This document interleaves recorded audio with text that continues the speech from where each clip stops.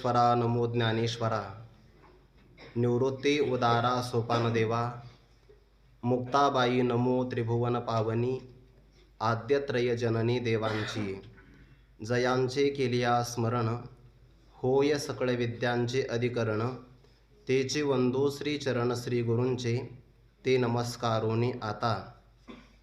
हरिः ओम श्री परमात्मने नमः. अथाष्टादशोऽध्यायः. जय जय देव निर्मळ, निज जनाखिल मंगळ, जन्म जरा जलद जाळ प्रभंजन, कैवल्य साम्राज्य चक्रवर्ती विश्वमौली ज्ञानोबाराय अलंकापूर क्षेत्रातील सकल ब्रह्मनिष्ठ गुरुजनांच्या परमकृपेने आपण श्री भगवती ज्ञानेश्वरीच्या विश्वमौली ज्ञानोबारायच्या 18व्या अध्यायाचं वर्णन करत असताना 18वा अध्याय नोहे, हे एकाध्यायी गीताचे आहे. असा एक अध्यायाची गीता म्हणून ज्या अध्यायाचं ज्ञानोबाराय वर्णन करतात त्याच अध्यायाच्या चिंतनाला आजपासून आपण प्रारंभ करत आहोत. आपल्या जीवनामध्ये विश्वमौली ज्ञानोबारायांच्या मुखारविंदातून माझी या सत्यवादाचे तप वाचा केले बहुत कल्प, अशा सत्यवादाच्या तपातून प्रगट झालेल्या मंत्रस्वरूप अक्षरांचं चिंतन करण्याचा योग प्राप्त झाला. ही ज्ञानोबारायांची आपल्यावर असणारी असीम कृपा आहे. कारण उपनिषदातलं प्रमाण असं आहे की श्रवणाकरता सुद्धा आत्मतत्व मिळत नाही. श्रवणायापि बहुभिर्यो न लभ्यः. जे आत्मतत्व किंवा जे अक्षर श्रवण करण्याकरता सुद्धा मिळत नाही. आणि ज्ञानोबारायांच्या कृपेने आपल्या जीवनामध्ये एवढा मोठा योग आला आहे की 17व्या अध्यायाची सांगता करून आपण 18व्या अध्यायाच्या चिंतनाला आजपासून प्रारंभ करत आहोत. बऱ्याच भावना शब्दामध्ये व्यक्त करता येत नाही, आणि जेव्हा शब्दामध्ये भावना व्यक्त करता येत नाही त्या भावना बऱ्याचदा अश्रूचं रूप धारण करून प्रगट होत असतात. आपली काही योग्यता एवढी फार मोठी नाही आहे की ज्ञानोबारायांच्या अक्षरांचा आपण वेध घ्यावा. कारण ज्ञानोबारायांचं व्यक्तिमत्व सामान्य नाही. कधीही प्रवृत्तीवर न येणारे निवृत्तीनाथ महाराज ज्या अर्थी ज्ञानोबारायांच्या बाबतीमध्ये असं म्हणतात, ते देवाचे मनोगत तू दावीत आहासी मूर्त, हेही म्हणता चित्त दाटेल तुझे. अशा शब्दाचाही जर उच्चार केला तर चित्तामध्ये दाटणी होते आहे. सकल विश्वाचं मनोगत परमात्म्याला कळतं, न सांगता तुम्हा कळू येते अंतर, विश्वी विश्वंभर परी हरची न लगे. देवाला सांगण्याचं काम नाही, कारण भगवंताची माया नावाची उपाधी आहे. तो एका कालामध्ये सर्वांचं सर्व प्रकारच्या जन्माचं मनोगत जाणू शकतो. भगवान म्हणतात मला सगळं कळतं. वेदाहम समतितानि वर्तमानानि चार्जुन, भविष्यानि च भूतानि मां तु वेद न कश्चन. किंवा बहुने मी व्यतीतानि जन्मानि तव चार्जुन, तान्यहम वेद सर्वानि नत्वं व्यथ परंतप. तुझे आणि माझे किंवा इतर सगळ्या प्राणीमात्रांचे होऊन गेलेले भूतकाळातले, वर्तमान काळातले आणि भविष्यकाळामध्ये येणारे सगळ्या प्रकारचे जन्म किंवा जन्माचं वार्तांकन मला कळतं. अशा परमात्म्याला सगळ्यांचं सगळं कळतं, पण त्या देवाचं मनोगत जाणण्याचं सामर्थ्य ज्ञानोबारायांचं आहे. आणि सामान्य व्यक्तिमत्व म्हणत नाही, साक्षात कधीही प्रवृत्तीवर न येणारे किंवा प्रवृत्तीच्या सापेक्ष असणारा निवृत्तीभाव ज्यांच्यात नाही, निरपेक्ष निवृत्ती स्वरूप असणारे, निवर्तितव नाही महानिवर्तवी काही, कैसा बैसे ठाई निवृत्ती नामाच्या. असं निवृत्ती जया नाव, निवृत्ती जया राणीव, निवृत्ती जया बरव, निवृत्तीची राणीव निवृत्तीशी. असं ज्ञानोबाराय ज्यांचा अमृतानुभवामध्ये तोंड भरून वर्णन करतात, जे स्वरूपानेच निवृत्त आहे किंवा निवृत्ती ही ज्यांचं स्वरूप आहे. आणि ते ज्ञानोबारायांच्या बाबतीमध्ये असं म्हणतात की देवाचं मनोगत मूर्त स्वरूपाने तुम्ही प्रगट करतात. किंवा भगवंताने 13व्या अध्यायामध्ये असं म्हटलं आहे की जे अभिप्राय गौहरी झाकिले आम्ही, तुते श्री मुरारी म्हणितले प्रगट करी. साक्षात भगवंताने तुम्हाला असं म्हटलं आहे की जो अभिप्राय गुप्त रूपाने आम्ही झाकून ठेवला, झाकून म्हणजे शब्दामध्ये झाकून ठेवला होता.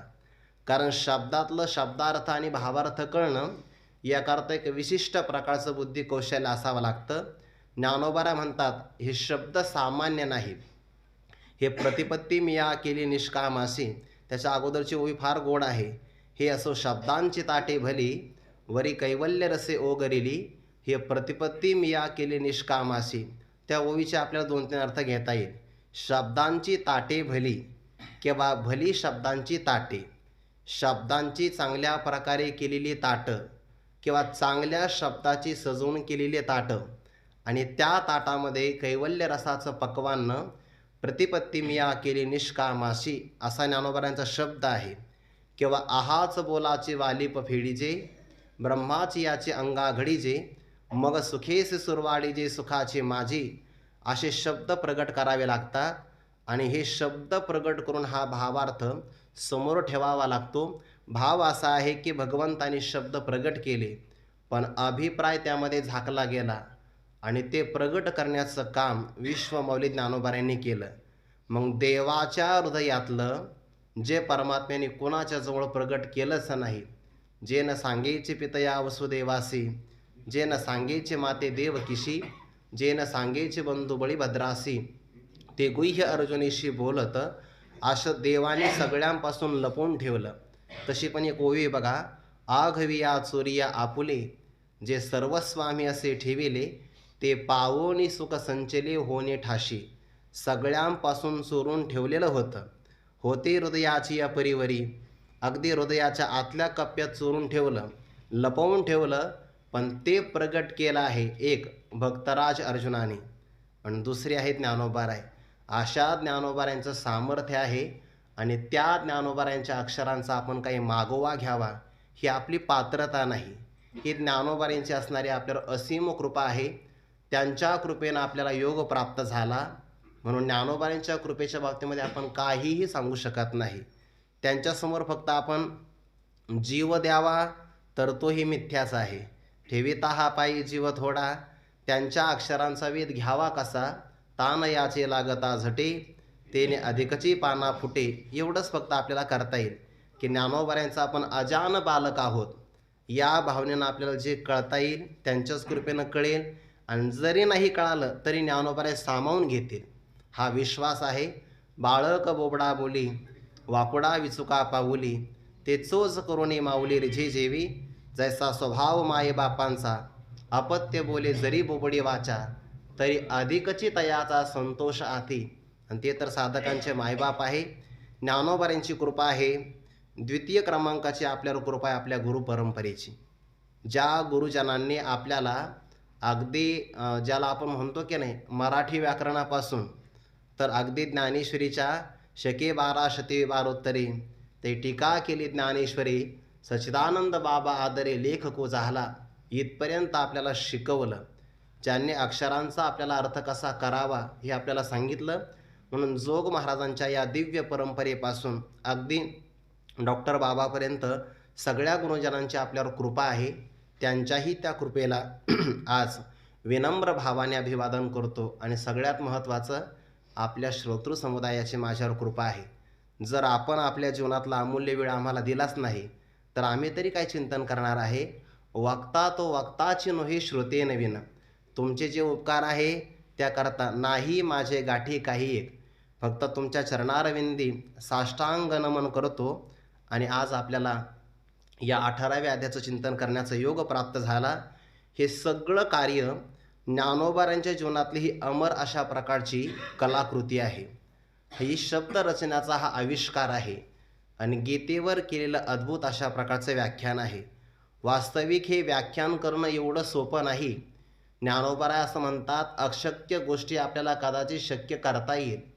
आपल्याला कुळाचळ नावाचे जे रत्न आहे त्याचे पर्वत तयार करता येईल. सप्त समुद्राला अमृताने भरता येईल. गगनामध्ये उगवणाऱ्या तारकांना चंद्र करता येईल. कल्पतरूचे आपल्याला बगीचे लावता येईल. कठीण नाही, परंतु गीतार्थाचं वर्म काय आहे मात्र सांगता येणार नाही. कल्पतरूचे आराम लाविता नाही विषम, परे गीतार्थाचे वर्म निवडू नये. गीतेतल्या अर्थाचं काय वर्म आहे याचा निवड आपल्याला करता येणार नाही. हे कठीण आहे. ज्ञानोबाराय म्हणतात, जेथ वेडावती वेद तेथ अल्पमी मतिमंद काय होय, किंवा तेथीचे गौरव कैसे वानावे, जे श्री शंभूची मती नागवे. भगवान शंकराच्या सुद्धा मतीला जे आकलन करता येत नाही किंवा वेदाची असणारी भ्रमप्रमाद करणा पाठवी प्रलिप्सा या मानवी बुद्धीचा दोष ज्यांच्यामध्ये नाही असा अपौरुषे शब्दराशी असणारा वेद तो सुद्धा गीतेच्या बाबतीमध्ये वेडावतो. आणि त्या गीतेचं व्याख्यान आपण करतो आहे. हे का शक्य झालं? याकरता एक भाव गोड आहे. ज्ञानोबारा म्हणतात, तैसी सद्गुरु कृपा होय तरी करिता काय आपण हे. आपल्यावर जर सद्गुरूंची असीम कृपा प्राप्त झाली तर आपल्याला अशक्य असं काही नसतं. फक्त कृपा मात्र सद्गुरूंची असावी. आणि साधक तो आहे परमार्थातला की ज्याच्या जीवनामध्ये सद्गुरूंचं स्थान ईश्वरापेक्षाही अधिक आहे. एक आणखीन पुढचं वाक्य बोलतो, सद्गुरूंचं स्थान परब्रह्मापेक्षाही अधिक आहे. नाथ महाराजांच्याच अशा ओव्या आहे. एरवी ब्रह्माला विचारतो कोण? त्या परब्रह्माला जे ब्रह्मत्व प्राप्त झालं किंवा परब्रह्माची ओळख करून दिली ते सद्गुरूंचं सामर्थ्य आहे. आणि म्हणून गुरु साक्षात परब्रह्म तस्मै श्री गुरवे नमः. अशा गुरूंचं पारमार्थिक साधकांच्या जीवनामध्ये अत्यंत फार महत्त्वाचं स्थान आहे. आणि म्हणून जर प्रसंग आला तर देव सारावे परते, संत पूजावे आरते असं म्हणतं. तुकोबारांचं प्रमाण आहे की नाही? आपण म्हणतो आहे प्रसंग जर आपल्यावर आला, आता ते मला हिंदीतलं एक पद आठवत नाही, बहुतेक शीख धर्मातलं ते पद आहे किंवा आपलं एक वाणी आहे गुरुवाणी, त्या पदलं ते पद आहे, हा, गुरु गोविंद दो खडे काके लागो पाव बलहारी उस गुरु की गोविंद दियो बताय. जर माझ्या समोर गुरु आले किंवा साक्षात गोविंद ईश्वर परमात्मा आले तर कोणाचं दर्शन करावं? तर बलवान सामर्थ्य आहे गुरुदेवांचं की ज्यांच्यामुळे आम्हाला देवाची ओळख प्राप्त झाली. म्हणून श्रीगुरूंचं सामर्थ्य अत्यधिक आहे. आणि अशा श्रीगुरूंचं किती वर्णन करावं ते वर्णन करत असं. ज्ञानोबारांच्या आवडीचा विषय काय असेल ज्ञानेश्वरीमध्ये? तर सद्गुरूंचं स्तवन आहे. आणि निवृत्तीनाथ म्हणतात, एकदा जर तुम्ही या स्तवनामध्ये रममान झाले तर मग आता तुमचं व्याख्यान कोणत्या विषयावर चालू आहे हे तुम्हालाही आठवत नाही. तो संत स्तवनी रतसी तरी कथेची सेन करीशी. काय आहे? आपल्या जर आवडीचा एखादा विषय आला ना तर आपल्याला त्याचा विसर पडतो. त्याचा म्हणजे अभंगाचाही विसर पडतो, फक्त विषय आवडीचा यावा.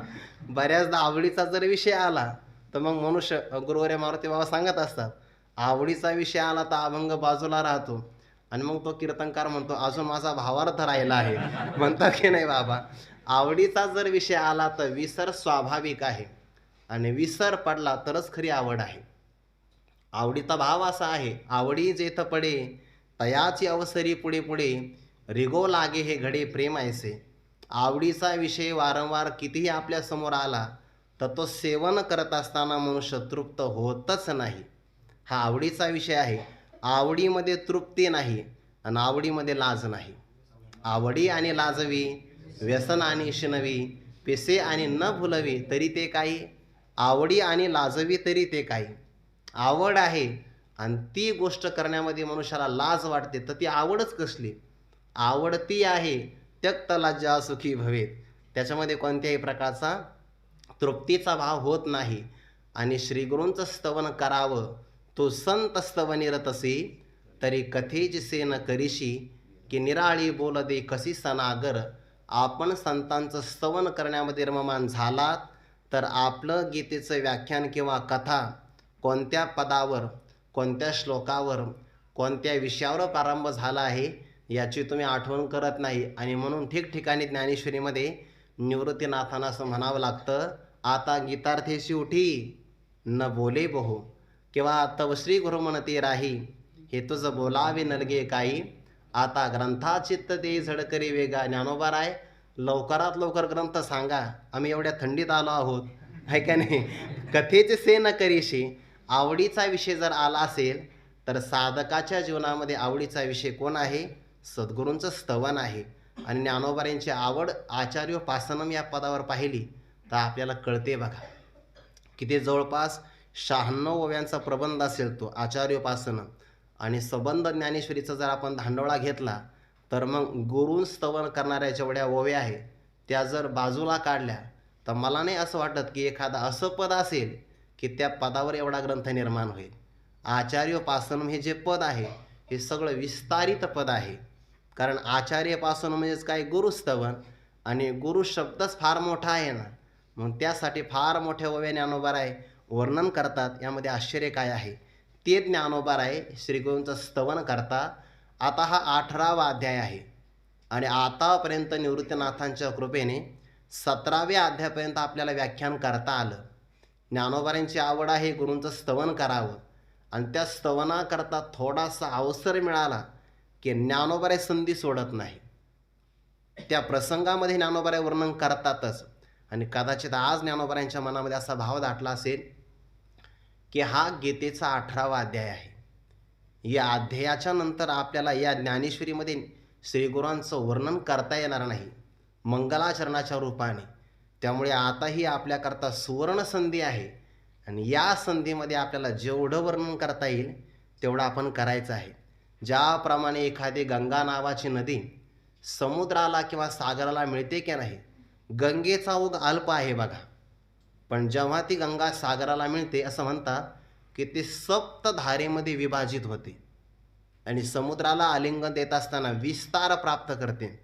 किंवा जर आपण नर्मदा मैयाची परिक्रमा केली तर तेव्हा नर्मदा मैयाची परिक्रमा केल्यानंतर ते समुद्राचा संगम आहे की नाही, त्या समुद्राचं उल्लंघन न करता समुद्रातून पहिलं तीराला जावं लागतं. तर तिथं फार विस्तारित पात्र आहे नर्मदा मैयाचं.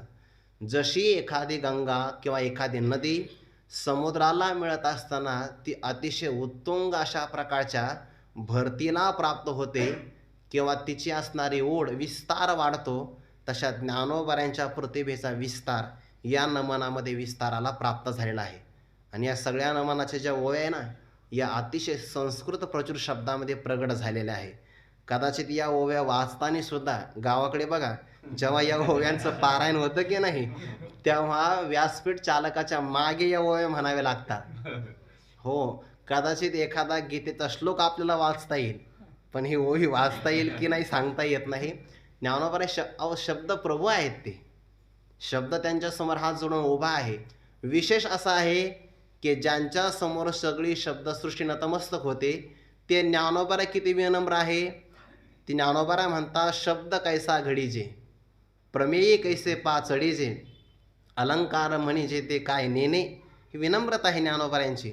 पण सगळे शब्द त्यांच्यासमोर हात जोडून उभे आहे, कारण जर तुम्ही आमचा अंगीकार केला तर आम्हाला महत्त्व प्राप्त होईल. सगळ्या शब्दांना असं वाटतं ज्ञानोबारायांच्या मुखातून जर आपण प्रगट झालो तर आपल्या जीवनाची सफलता आहे. आणि अशा शब्दाचा वापर करून उपयोग करून ज्ञानोबाराय वर्णन करतात. श्रीगुरू आहे कसे, कोणत्याही ग्रंथाच्या प्रारंभाला किंवा अध्यायाच्या प्रारंभाला मंगलाचरण करावं लागतं. ह्या शिष्ट संप्रदाय आहे आणि त्या मंगलाचरणामध्ये 3 प्रकारचं मंगलाचरण आहे.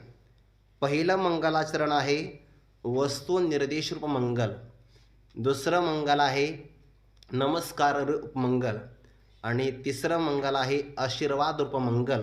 आपण जर सूक्ष्म रीतीने विचार केला तर सगळ्या प्रकारचे मंगलाचरणं आपल्याला एका ओवीमध्ये ग्रथित करता येतात. ही ज्ञानोबारांची शब्दसृष्टी आहे. प्रसंगाला जसं आपल्याला ते समन्वय लावता येईल तसं आपण लावण्याचा प्रयत्न करू. ज्ञानोबाराय पहिला शब्द ठेवतात. आता जेव्हा मंगलाचरण आपण करतो तेव्हा इष्ट देवतेचं वर्णन करावं लागतं किंवा नमस्कार करावा लागतो. आणि साधकाच्या किंवा ज्ञानोबारांच्या जीवनामध्ये जर इष्ट काय असेल तर सद्गुरू देव आहेत. 13व्या अध्यायामध्ये तशी ओवी आहे, गुरुमाता, गुरुपिता, गुरुक्षेत्र, गुरुदेवता, गुरुसेवे परवता मार्ग नेणे. गुरुच आपली माता पिता आहे, गुरुच आपलं क्षेत्र आहे आणि गुरुच आपली परमदेवता आहे. किंवा तू गुरुबंधू पिता, तूच आमुची इष्ट देवता, तूच सदा रक्षिता आपदी आमुते. मग इष्ट देवतेचं वर्णन करणं वस्तुनिर्देश रूप मंगल आहे. इष्ट देवाकडून आशीर्वादाची कल्याणाची अपेक्षा करणं आशीर्वाद रूप मंगल आहे. आणि त्या इष्ट देवताला नमस्कार करणं नमस्क्रिया रूप मंगल आहे. या अनुषंगानेच ज्ञानोबाराय सद्गुरू देवांना नमन करतात. आणि पहिल्या ओवीतला भाव आहे जय जय देव निर्मळ, निर्जना अखिल मंगळ, जन्मजरा जलद जाळ प्रभंजन. आपण कसे आहात, पहिला शब्द ठेवला आपण देव आहात, दिव्य स्वरूपाचे आहात. या आपल्या सगळ्या 10 ओव्या झाल्या की नाही, तर त्या 10 ओव्या समाप्तीला प्राप्त झाल्यानंतर त्या लघुसिद्धांत कौमुदीमध्ये दिवू प्रकाशने असा एक धातू आहे, त्याला दिवादिगण असं म्हणतात. तर त्यामध्ये जो दिवादिगण दशमगणातला धातू आहे, पहिल्यांदाच त्याचे 10 अर्थ सांगितलेले आहेत. म्हणजे आपल्याकडे एकाच असणाऱ्या क्रियापदाचे किंवा धातूचे अनेक अर्थ होतात आणि प्रसंगाला अनुसरून तो अर्थ घ्यावा लागतो. म्हणून त्या दिवू नावाचा जो काही धातू आहे त्यापासून देव शब्द तयार होतो आणि त्या देव शब्दाचे जवळपास 10 अर्थ होतात. या सगळ्या 10 ओव्या झाल्या की कुठे कुठे कोणता कोणता अर्थ आला आहे त्याचा थोडासा संबंध लावण्याचा आपण प्रयत्न करू. तो लागलाच जाईल, अल्पबुद्धीप्रमाणे असं काही सांगता येणार नाही, पण ज्ञानोबांच्या कृपेने थोडासा प्रयत्न करू, पण तो मात्र नंतर. सुरुवातीलाच नाही सांगता येणार. तो देव शब्दाचे 10 अर्थ आहे, प्रसंगाला ते येईलच. किंवा देव शब्दाचा अर्थ होतो राजा, जो स्वयं सत्ताधीश आहे त्याकरताही देव शब्द वापरला जातो. किंवा जो स्वयं प्रकाश आहे त्याकरताही देव शब्द वापरला जातो. जो सर्वांचं प्रकाशन करतो पण ज्याच्या प्रकाशनासाठी मात्र अन्य कोणाची अपेक्षा राहत नाही त्याला स्वयंप्रकाश असं म्हणतात. आणि असं कोण आहे तर आमचे सद्गुरू देव आहेत. इथे येणारा देव शब्द हा सद्गुरू देव या अर्थानेच आलेला आहे, कारण जय जय व देव श्री गुरु असा शब्द पुढे येतो आहे. स्वयंप्रकाश आहे मात्र न तत्र सूर्यो भाती न चंद्र तारकम नेमा विद्युतो भांती कुतोयमग्नी तमेव भांतम अनुभाती सर्वम तस्य भासा सर्वविदम विभाती. सर्वांचं प्रकाशन जो करतो पण ज्याच्या प्रकाशनासाठी अन्य कोणाची गरज नाही. किंवा यदादित्य गतम तेजो जगत भासयते खिलम यच्चंद्रमसी यच्चाग्नो तत्तेजो विद्यमामकम. भगवान म्हणतात की नाही, सर्वांचं प्रकाशन करणारं जे तेज आहे ते तेज म्हणजेच माझं स्वरूप आहे. आणि त्या तेजाला, त्या ज्ञानाला स्वयंप्रकाश शब्द वापरला जातो. म्हणून आपण तसेच आहात, देव शब्द वापरला. दुसरं विशेषण दिलं आहे निर्मळ. मल शब्दाचा अर्थ होतो पाप किंवा मल शब्दाचा अर्थ होतो दोष. ज्यांच्या अंतःकरणामध्ये ते विचारसागरातल्या पहिल्याच तरंगात भाव आहे बघा. यच्च यावत मनुष्य मात्राच्या अंतःकरणामध्ये 3 प्रकारचे दोष असतात. अर्थात त्या तिन्ही दोषाला मल म्हटलं तरी काही हरकत नाही, पण सामान्यतया त्यांनी व्याख्या अशी केली की पाप करण्याची जी वासना आहे ना त्याला मल म्हणतात. चित्ताचं चांचल्य त्याला विक्षेप असं म्हणतात. आणि आत्मस्वरूपावर असणारं अज्ञानाचं जे आवरण त्यालाच आवरण त्यांनी असं म्हटलेलं आहे. पाप करण्याची वासना त्याला मल म्हणतात. मल शब्दाचा पहिला अर्थ होतो पाप किंवा पापाची वासना. किंवा मल शब्दाचा शब्दकोशामध्ये अर्थ केला आहे रागादी दोष किंवा कलुषितपणाचा भाव, त्यालाही मल असं म्हणतात. आणि ज्ञानेश्वरीमध्ये एक शब्द आला आहे तैसा आत्मदर्शनी आढळ असे अविद्येचा जो मळ. अविद्या म्हणजे अज्ञान, त्या अज्ञानाला सुद्धा मल असं म्हणतात. म्हणजे मल 3 प्रकारचा. पहिला आहे पाप, दुसरा आहे रागादी दोष म्हणजे विकार. पापही मलच आहे, अंतःकरणातले विकार मलच आहे, आणि आत्मस्वरूपाचा असणारा अज्ञान अविद्येचा तो सुद्धा मल आहे. आणि हे तिन्ही प्रकारचे मल ज्यांच्या जीवनातून निघून गेलेले आहेत त्यांना म्हणतात निर्मळ. निर्गतम मलम यस्मात. ज्यांच्यापासून हे सगळे मल निघून गेलेले आहेत. ज्ञानोबांची ओवी फार गोड आहे बघा. जसे की आपण असं म्हणतो 15व्या अध्यायामध्ये पण ओवी आहे आणि दुसऱ्या अध्यायामध्ये पण एक ओवी आहे. जयाची आरतीची भोगीत विषयी तेजेले संत जया लागे विरक्त वनवासी. किंवा 15व्या अध्यायामध्ये आगी लागेली आरुखी देखोनी सैरा पळती पक्षी तैसे सांडिले अशेखी विकल्पीजे. या दोनही ओव्यामध्ये ना विकल्पी आणि विषयी या दोनही ओव्यामध्ये जे शब्द आले ना त्या शब्दामध्ये तृतीय विभक्ती आलेली आहे. परमात्म स्वरूपाची अपेक्षा अंतःकरणात निर्माण झाल्याबरोबर ते विषयांचा त्याग नाही करत, विषयच त्यांचा त्याग करतात. जयाची आरतीची भोग येतं विषय तेजिले संती असा शब्द नाही आहे. विषयी तेजिले संत, त्या विषयांनी संतांचा परित्याग केला. किंवा तसे सांडिले अशेखी विकल्पीजे, त्या सगळ्या विकल्पांनीच त्यांचा त्याग केला.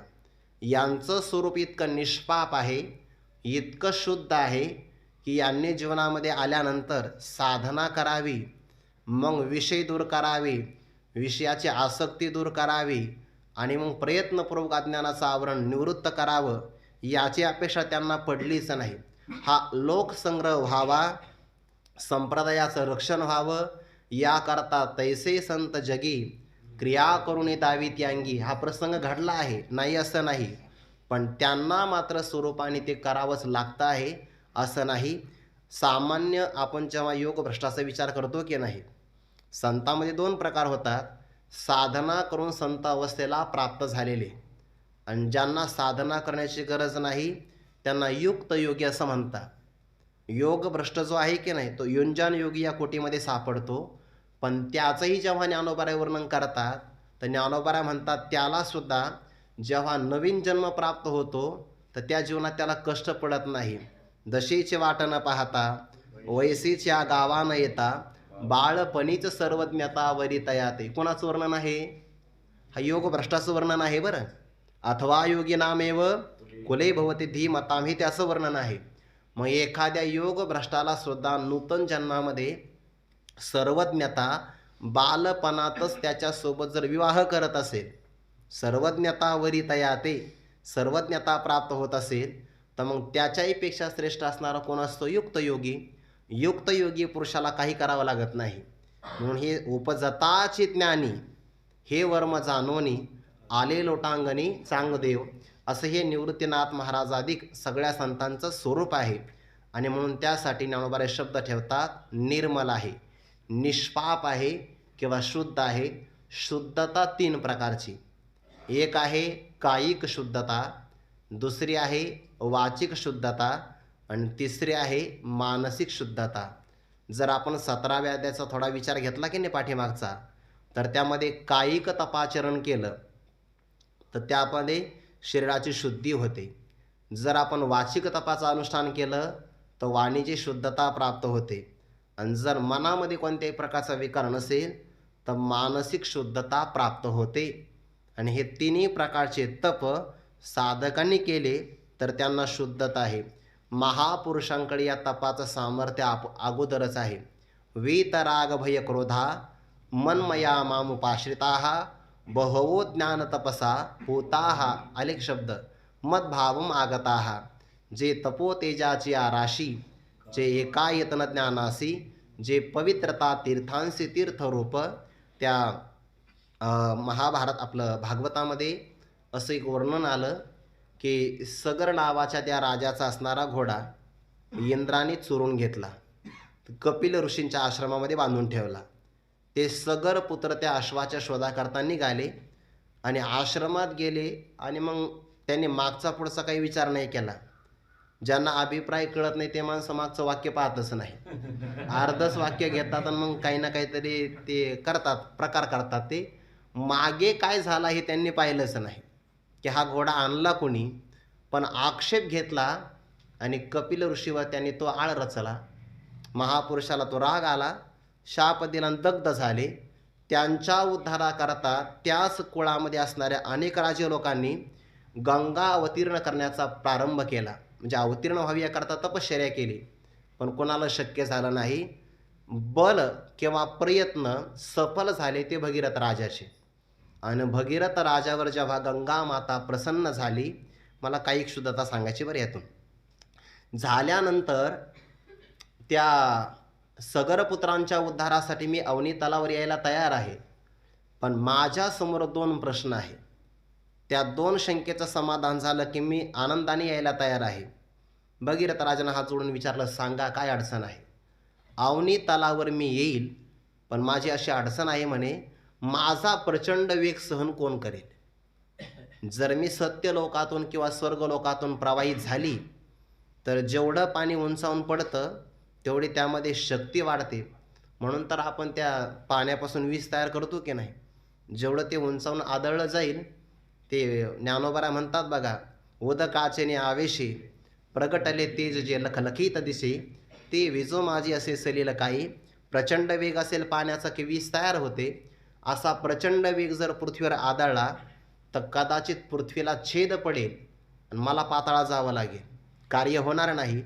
म्हणजे वेग सहन कोण करेल असा एक व्यक्ती लागेल किंवा सहन करणारा कुणीतरी पाहिजे. भगवान शंकराला प्रार्थना केली, त्यांनी तो वेग सहन केला. आणि दुसरी शंका विचारली की माझ्या प्रवाहामध्ये अनेक लोक स्नान करतील, ते पापमुक्त होतील, पण त्यांचं पाप मला लागेल की नाही? मग पापातून परिमार्जन व्हावं याकरता तोही मला उपाय सांगा. भगीरथ राजाने उत्तर फार गोड दिलं आहे. ते असं म्हणतात, फक्त पापीच लोक स्नान करतील असं मात्र नाही माते. साधवो न्यासिनः शांता ब्रह्मिष्ठा लोक पावनाः हरंत्यंगम तेंग संगात ते श्वास्ते गभित हरिही. तुझ्यामध्ये फक्त पापीच लोक स्नान करतील असं नाही ना.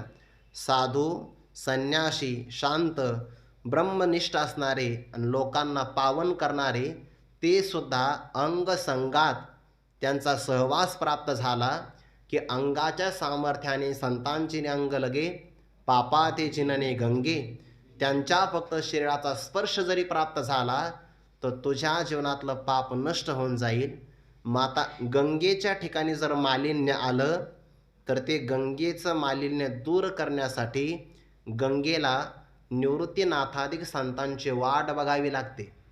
जेव्हा ही सगळी मंडळी तीर्थयात्रेच्या निमित्ताने गेली की नाही, तर प्रसंग असा आपण सांगतो नामदेवरायांच्या अभंगाच्या द्वारे की ज्ञानोबाचा हात प्रेमे धरी विश्वनाथ, ऐसे बोलत चालत दोघे आले गंगेयात. त्या प्रसंगाला निवृत्तीनाथ महाराज विद्यमान आहेच की नाही. म्हणजे गंगादी तीर्थांना जर मालिन्य घालवायचं असेल तर संतांचा असणाऱ्या शरीराचा स्पर्श व्हावा लागेल. ते पुढचा आणखीन एक भाव सांगू का? देवाला सुद्धा जर निर्मळ व्हायचं असेल किंवा देवाला जर कृतकृत्य व्हायचं असेल तर संतांचं चरणतीर्थ घ्यावं लागतं. नामदेवरायांनी ज्ञानोबारायांच्या समाधीच्या प्रसंगाचं वर्णन केलंय बघा. नामदेवराय असं म्हणतात, विष्णुमूर्ती चतुर्भुज पूजी ब्राह्मण द्विभुज, त्यांचे मस्तकी केशराज तुळशी मंजुली वाहातसे, चरणतीर्थ घेतले समस्त मंदिर शिंपिले, आपणामुखी घातले म्हणे कृतकृत्य झालो मी. देवाने ज्ञानोबारायांची पूजा केली आणि पूजा केल्यानंतर चरणतीर्थ घेतलं आणि भगवान म्हणतात आज मी कृतकृत्य झालो आहे. म्हणजे देवाला सुद्धा जर कृतकृत्यता प्राप्त करून घ्यायची असेल तर संतांचं चरणतीर्थ घ्यावं लागतं. हाच प्रसंग आहे सोपान देवांच्या समाधीचा आणि हाच प्रसंग आहे निवृत्तीनाथांच्या सुद्धा समाधीचा. मग निवृत्तीनाथांचं चरणतीर्थ घेऊन जर देवाला कृतकृत्यता प्राप्त करून करता येत असेल तर खऱ्या अर्थाने म्हणावं लागतं की सगळ्यात निर्मळ कोण आहे? निवृत्तीनाथ महाराज आहे. म्हणून जय जय देव निर्मळ. किंवा आणखीन भागवतामध्ये एक प्रमाण आला आहे. भगवान म्हणतात त्यांच्या पाठीमागे मी का चालतो? मला पावित्र्य मिळावं यासाठी.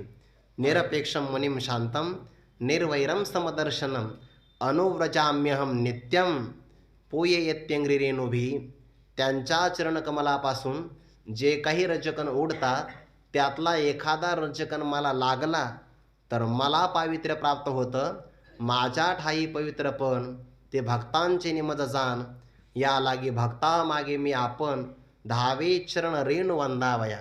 मग संतांचा चरण रेणू त्यामुळे देवाला पावित्र्य मिळतं.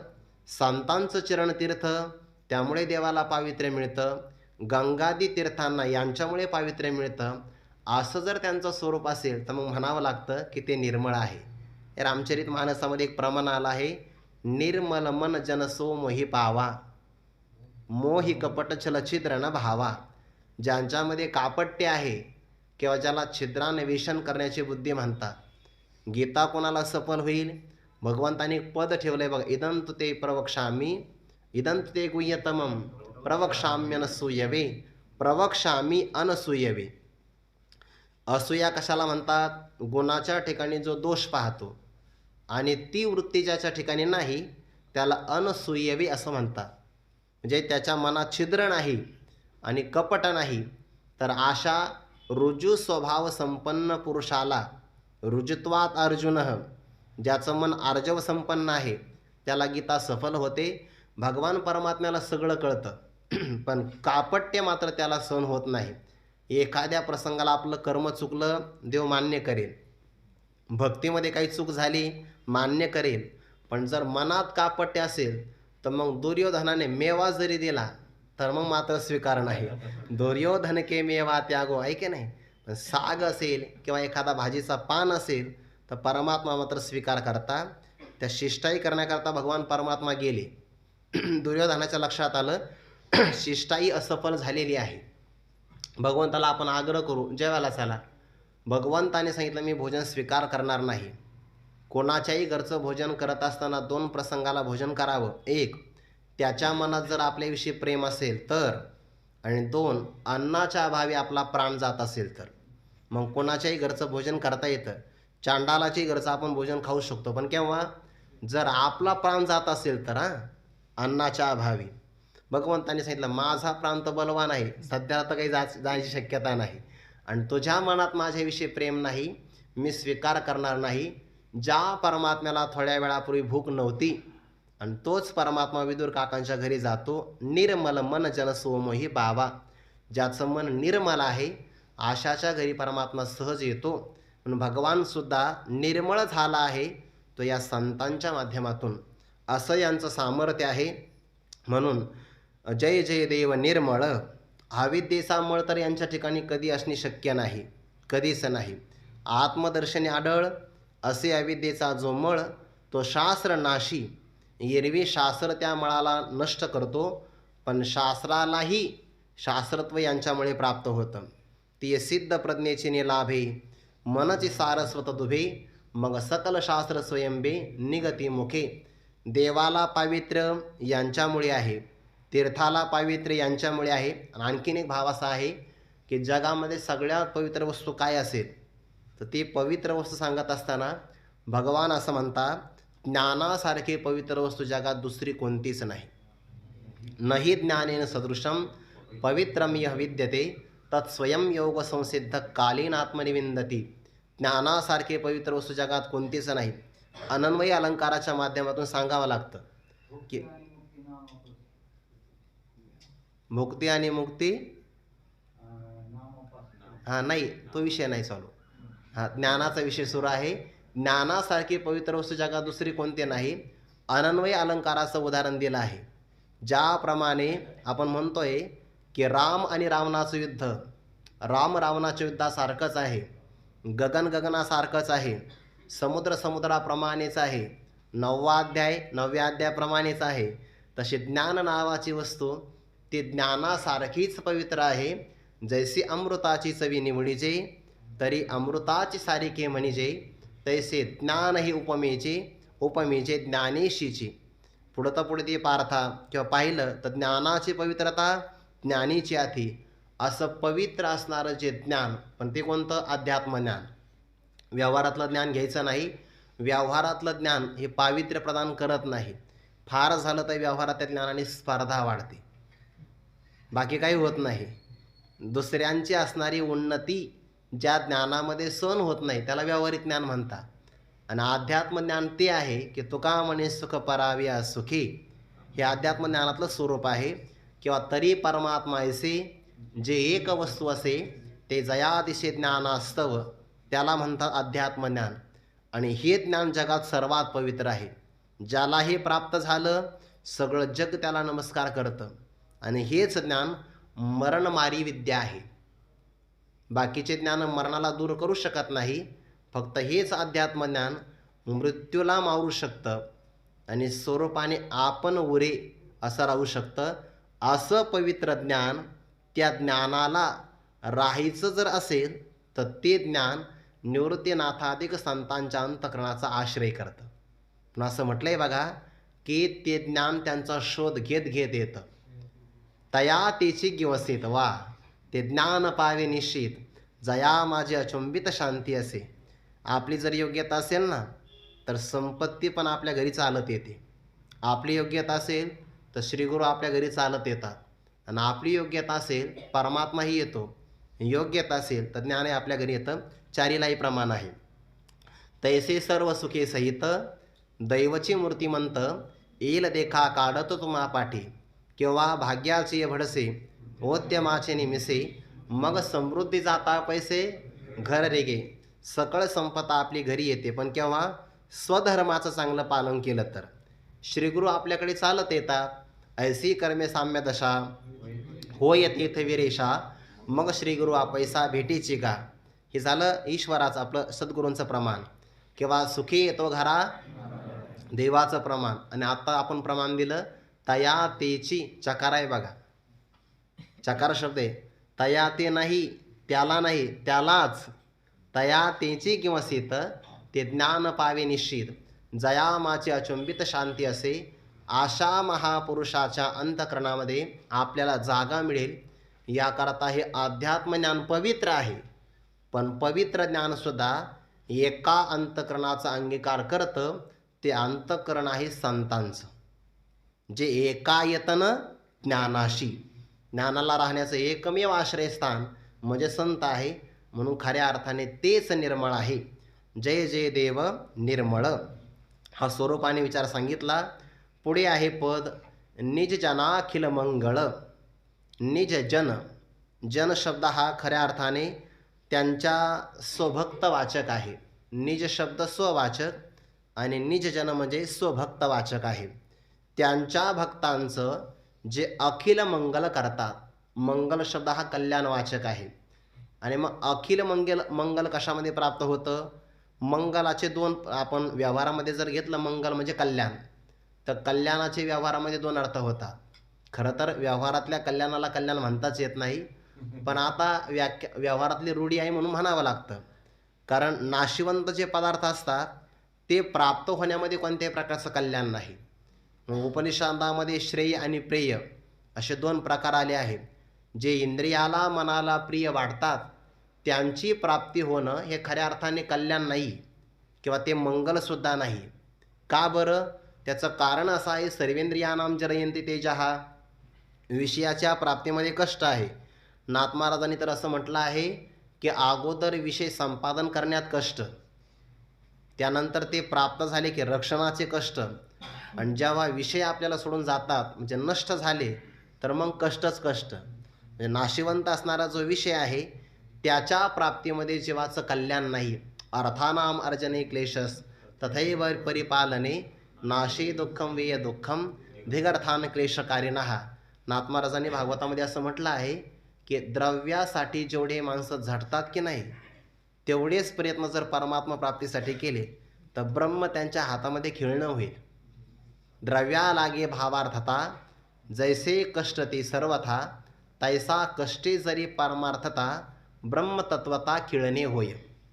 जर जो द्रव्यासाठी एवढे कष्ट करत असेल त्यापेक्षा 1/100 कष्ट जरी आपण परमात्मा प्राप्तीसाठी केले तर ब्रह्म आपल्याला सहज प्राप्त होईल. ब्रह्मस्वरूपाची प्राप्ती हे खऱ्या अर्थाने कल्याण आहे, आणि बाकीचं असणारं हे प्रातिभासिक कल्याण ते कल्याण नाही. म्हणून आपण म्हणतोय बघा, कधी कधी ते वाक्य आपल्याला वाचायला मिळतात, आपल्याला जे प्रिय वाटतं ते आपल्याला संत देत नाही, पण ज्यात आपलं कल्याण आहे ते संत दिल्याशिवाय राहत नाही. म्हणून आपलं एक सहज जीवन असावं. बरं, सहज जीवनामध्ये जेही आपल्याला प्राप्त होईल ईश्वराच्या मर्जीनं ते स्वीकार करण्याची आपली अपेक्षा असावी. बऱ्याचदा आपल्या इंद्रियांना जे रुचिकर वाटतं ते आपल्या कल्याणाला कारण नसतं. ज्ञानोबा म्हणतात की आपल्या जिभेला बहुधा कडवट औषधी आवडत नाही, पण कडवट औषधी मात्र आरोग्याला चांगली असते. ते 6व्या अध्यायामध्ये ओवी बघा, आठवली कोणाला तर मग प्रसंगाला सांगा. किंवा जै सुखा लागे आपण पया, निंबची अति धनंजया, तै कडवटपणा तयाची उपयोगी जीना, पाहे पा औषधाते आयुष्याते आढळ करी. मलाच आठवले आता, बरं झालं. पाहे पा आयुष्याते आढळ करी, जे सरते जीवितवारी, तया औषधाते वैरी काय जीवानं म्हणे. आपल्या आयुष्याला आढळ करते, संपलेलं असणारं आयुष्य प्रदान करते, अशा चांगल्या औषधाला आपली जीभ वैरी म्हणत नाही का. तसं इंद्रियाला जे रुचतं हिताशी जे निके, ते सदाची या इंद्रिया दुखी. जे हिताला चांगलं आहे ते इंद्रियाला चांगलं वाटत नाही, आणि जे इंद्रियाला चांगलं वाटतं ते हितकारक असेलच असं मात्र सांगता येत नाही. आणि म्हणून सामान्य पुरुषाच्या जर मनाच्या, इंद्रियांच्या, बुद्धीचा, अपेक्षेचा विचार केला तर त्याला असं वाटतं ब्रह्मादिक पदापर्यंत आपण जाणं हे आपलं हित आहे. पण श्री गुरु त्याला त्या पदावर आरूढ करत नाही. ब्रह्मादिक पदे दुःखाची शिराणी असं असल्यामुळे ब्रह्मादिक पद घेऊ नको. घ्यायचं असेल तर ब्रह्मपद घे. ब्रह्मादिक पद नाही घ्यायचे. ब्रह्मपद असं आहे की पै गाणी कही कयाचे, जे हाता आलिया तरी न वचे, आणि अनुभविता काही नवेचे, वरी विटेही ना. भगवान असं म्हणता की एवढी जर सोपी गोष्ट असेल, जर ही गोष्ट एकदा प्राप्त झाली तर हातातून जात नाही, हे विटत नाही, संपत नाही. एवढी सुलभ गोष्ट असताना लोकांची यावर उडी का पडत नाही?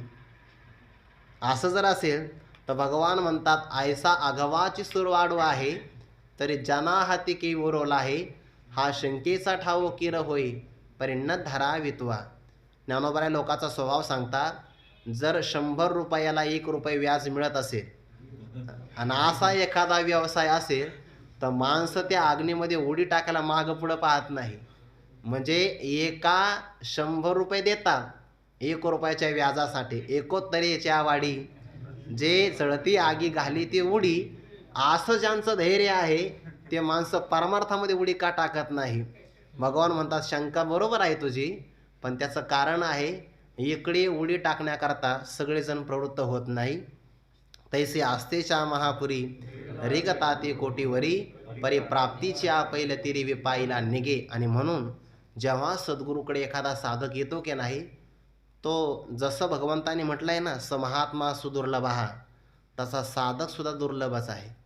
आणि मग अनंत असणाऱ्या लोकसमूहामधून हा जर साधक आपल्या जवळ आला असेल तर श्रीगुरूंचं आद्य कर्तव्य आहे की त्याचं अखिल मंगळ आपण केलं पाहिजे. अखिल मंगल म्हणजे इथे त्याचं मंगल झालं पाहिजे आणि पारलौकिकही मंगल झालं पाहिजे. पारलौकिक म्हणजे या जन्माच्या नंतर असणारं मंगल. जीवनमुक्तीच्या अनुषंगाने जर आपण विचार केला तर येथे त्याला तत्त्वज्ञान प्राप्त झाल्यानंतर आयुष्य उरावं, तत्त्वज्ञान व्हावं तारुण्यामध्ये आणि आयुष्य उरावं, जीवनमुक्तीचा आनंद आहे. इथे त्याचं मंगल आहे. आणि देह पातानंतर विदेह कैवल्याचा आनंद आहे. याला अखिल मंगल असं म्हणता येईल. हे पूर्ण त्याचं मंगल आहे, याच्यामध्ये कोणत्याही प्रकारची शंका नाही. आणि असा असणारा साधक जर आपल्याकडे आला तर आपलं कर्तव्य काय आहे, त्याचं अखिल मंगल व्हावं. दुसऱ्याच्या सुखामध्ये सुख पाहण्याची वृत्ती त्याला दया म्हणतात. आणि या दयेचा जर आपण अंगीकार केला, ही दया म्हणजेच कृपाळू वृत्ती आहे की नाही? मी तिथंच येणार आहे आता. ही आपली श्रीमंती बरं पाठाची. इथं श्रोते तयार आहेत बघा. त्यांना माहिती आहे मला काय सांगायचं आहे म्हणून. तिथपर्यंत येणारच आहे मी, दयेपर्यंत.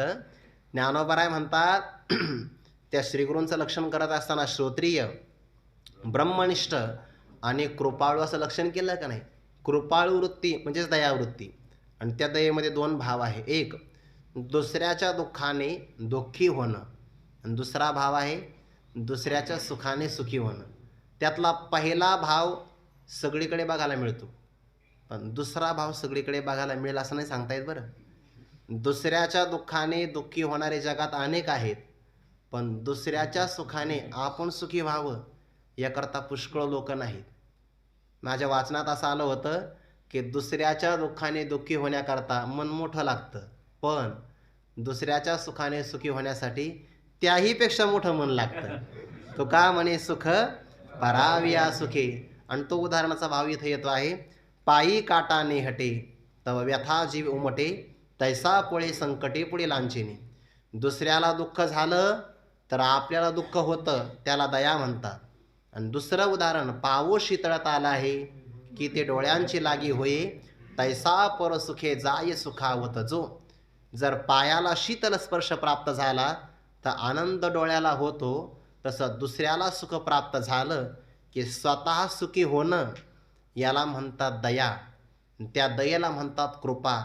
आणि ती निवृत्तीनाथांच्या ठिकाणी आहे. म्हणून एखादा शिष्य जर पूर्णत्वाला प्राप्त झाला किंवा एखादा बालक स्तनपान करून तृप्त झाला तर या दोन्ही गोष्टीचा आनंद एक तर मातेला आहे किंवा श्री गुरुदेवाला आहे.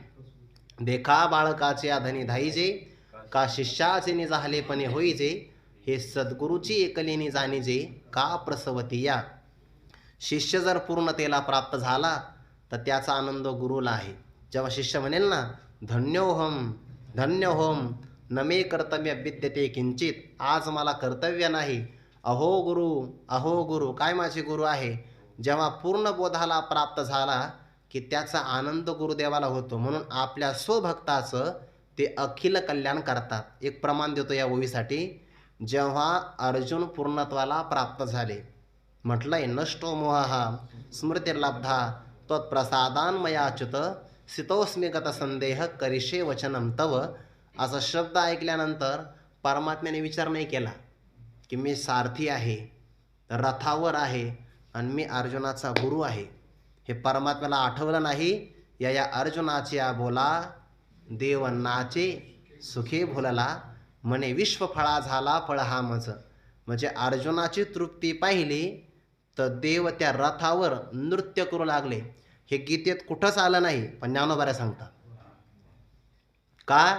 कारण जे नाचले तेच ज्ञानोबाराय आहेत. देव नाचे सुखे भुलला. अर्जुनाचा बोध बघून आनंद देवाला झाला, कारण मी विश्वाचं फळ आहे, पण मला फळ अर्जुनाच्या रूपाने प्राप्त झालं. का बरं? शिष्याची पूर्णता पाहिली की आनंद गुरुदेवाला होतो. आणि म्हणून जे आपले स्वभक्त आहे त्याचं अखिल मंगल करतात ते आमचे गुरुदेव आहेत. म्हणून हे गुरुदेव, आपण निष्पाप निर्मल आहात, स्वभक्ताचं अखिल कल्याण करणारे आहात. आणखीनही उर्वरित ओवीचा विचार आपल्याला करायचा आहे. तो विचार आपण उद्या करू. आपला जय जयकार असो. जय जय देव निर्मळ निजजना अखिल मंगळ. पुढचा विचार उद्या. पुंडलिक वरधारी विठ्ठल श्री ज्ञानदेव तुकाराम माऊली ज्ञानेश्वर महाराज की जय. जगद्गुरु तुकाराम महाराज की जय. सद्गुरु जोग महाराज की जय.